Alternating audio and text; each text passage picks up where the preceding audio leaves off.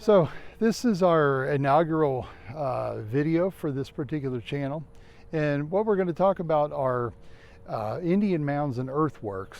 And I want to first clarify that when we talk about Indian mounds, we're not talking about the Columbian era. So once Christopher Columbus came and the people that the English and the French and the Spanish encountered that we call Indians, which of course was a misnomer because Columbus actually thought he was in India, which he was not.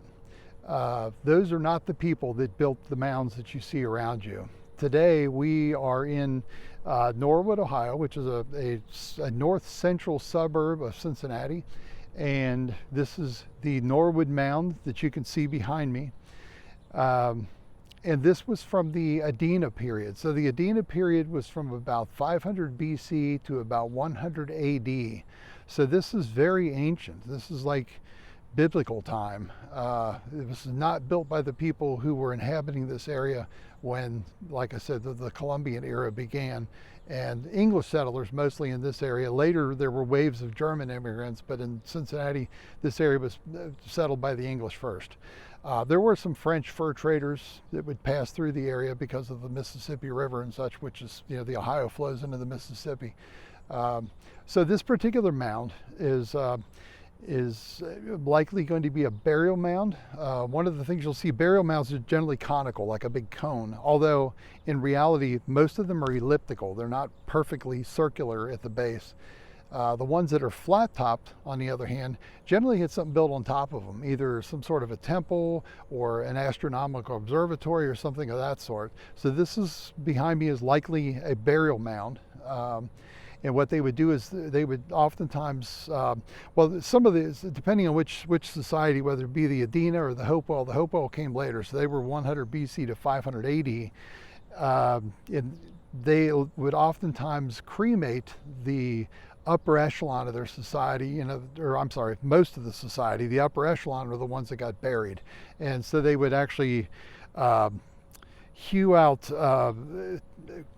basically like a casket, more or less, out of a tree trunk or something, and then they would put that, stack it next to others, and cover it up and build it up into a mound like what you see behind me. So this particular mound is, like I said, it's conical in shape, but the base is elliptical, so it's lengthwise is 130 feet by 100 feet widthwise. So it is an ellipse. And the peak of it is 15.5 feet tall. So it's not extremely tall, but it's not little by any stretch. Where we are in Norwood is interesting because usually you don't find a city or a village or a town that's completely surrounded by another city. Norwood is kind of an exception. Generally those would be absorbed into that bigger city once this property changes hands and you're now surrounded. Norwood's been able to retain its status as an independent city. So it's completely surrounded by Cincinnati. And this point where this mound is, if you go to the top of this mound, you are at the highest point in the city of Cincinnati, which is 659 feet. So at any rate, so that's our mound here in Norwood, Ohio. They call this the Norwood Mound. Sometimes they call it the Water Tower Mound or the Indian Mound. If you're ever on US Route 22 through Norwood, there is a street called Indian Mound Avenue, and you'll know that you're there because there's a cafe right in the corner called the Indian Mound Cafe. Over that direction, this park shares space with a couple of water towers, which is the fresh water supply for the city of Norwood. So it makes it easier to maintain because you're only maintaining one facility instead of multiple facilities. So there you have it, the Adena period, the Norwood Mound.